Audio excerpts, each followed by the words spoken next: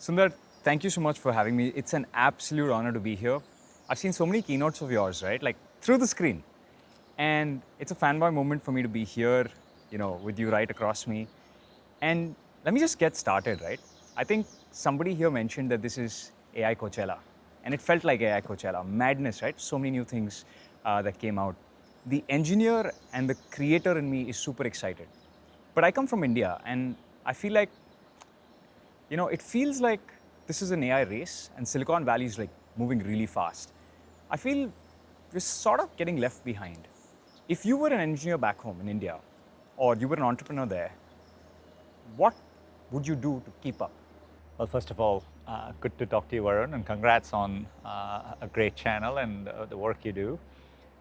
Look, I see it a bit differently when I think about AI, even as Google thinks about AI.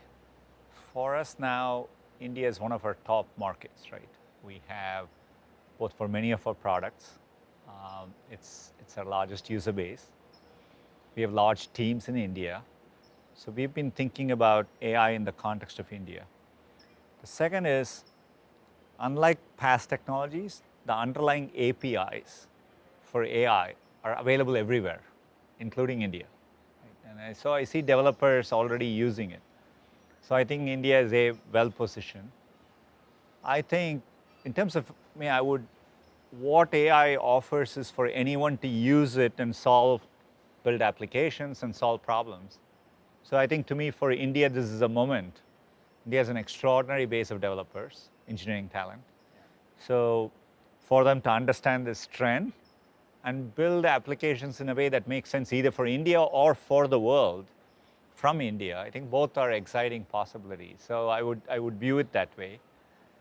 From a Google perspective, I'm excited because one of the things we are doing with AI is really breaking barriers.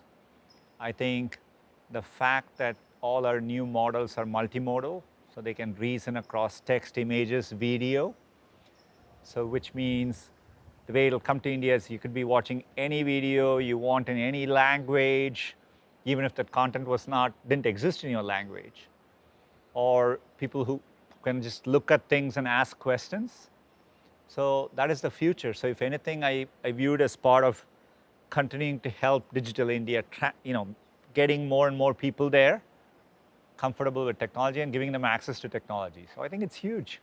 And you were talking about software engineers, right? Like, I don't know if you know this, but there's an entire industry in India built to help young Indians crack the FANG interview. And these are generally very smart kids, but unfortunately, they're just glazing over the fundamentals and then rote learning data structures and algorithms. I don't know if you've heard of this. And now they see a big shift coming, right? Gemini can write code. You'll have a pair programmer available pretty quickly. Do you have advice for these people? How is it? How do you get out of the competitive exam mindset with all these shifts coming about? I think it's a great question. I think real success comes from understanding things in a deeper way, right? And almost tempted to go back to the movie Three Idiots or something like that. And there's a scene in there, I think, when they ask Amir Khan the definition of a motor, and there's a version you just describe what a motor is, and there's a version where you actually understand what a motor is. So I view it's the same way. It quite doesn't change. You have to, understand the technology in a deeper way. If you do, you can transition. You can do things. Programming languages may change. The tools you use may evolve, but you're understanding the stack in a much deeper way. So that's what I would encourage people to do always. Programming is going to get easier in a way that's better, right? All of us are already thankful we don't have to write in assembly code, or we are used to higher level abstractions. AI will help with even higher level abstractions. You're going to use natural language. You're going to tell sometime, hey, can you just debug this code for me and explain what happened, and it'll do it. It's just going to make you a better programmer. So I think it's more important to go deeper rather than trying to learn the thing of that moment. Yeah. Interesting. And I don't know if you've spent time on Twitter like recently, but a lot of people, there's a word for startups being built on top of models like Gemini, right? It's kind of derogatory in nature. it's called a wrapper startup. You've heard of wrapper startups, right? You have thoughts on that? Like, I feel like if you build for use cases, it should be commercially viable, but would love to hear it from you. There are going to be APIs and people are going to use APIs. I think that is the way things will get built. So, it's not bad to be a wrapper. It's just you shouldn't be a shallow wrapper where I think you have to think about where the models are going and make sure you aren't doing something which just in the next version of the model will be done natively by the model itself. Got it. That will have a short shelf life. But if you're using AI to solve a real world use case in a way which involves a few more things you're doing, Or training multiple models. training multiple models, you have to think about the value you're adding on top of the model in whatever way, training multiple things together. And also thinking about the forward curve of the models and make sure the models just aren't going to do that. So I think it's a combination of both of them. Yeah. That's actually a very profound way to look at it, right? Like the value on top of the model is what people will eventually pay for.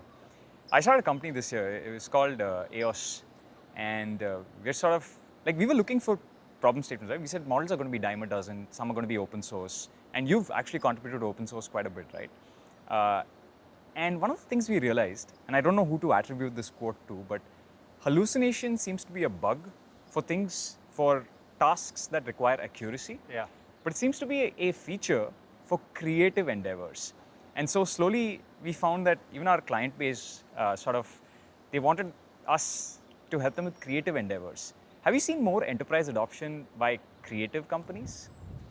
Very much so, right? I think particularly as people are thinking about, like, take marketing campaigns, for example.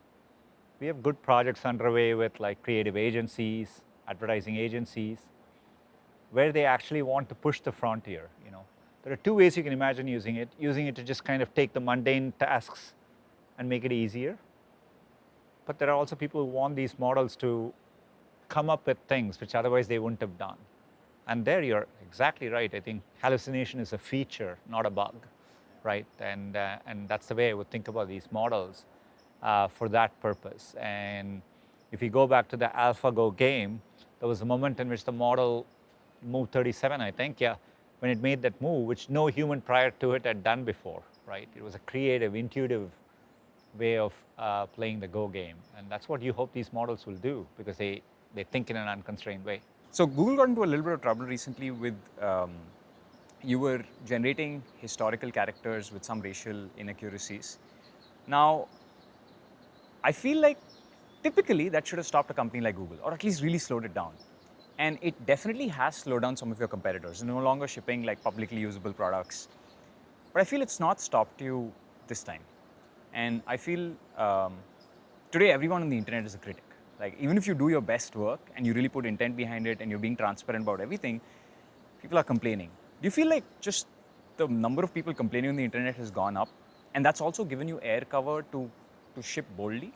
We spoke about it last year at Google I/O. We encapsulated it as being bold and responsible.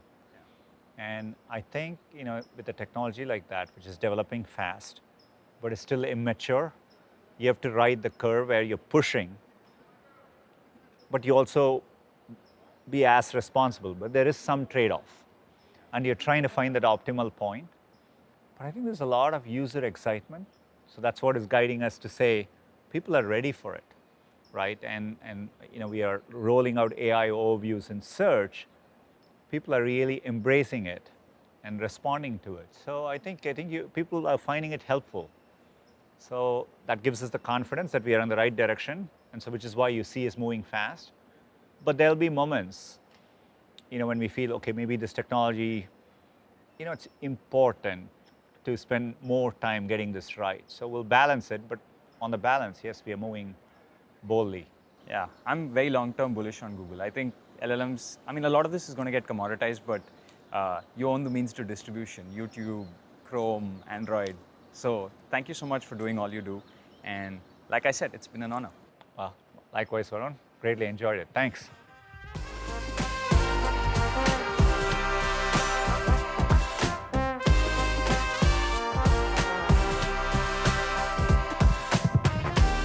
food in India, what's your favorite food? Well, if it's Bangalore, I will probably get a dosa. Okay. It's my favorite food. If it is Delhi, a chole bhatura. And if it's Mumbai, I'll do a pav bhaji. Nice. All right. Thank you so much.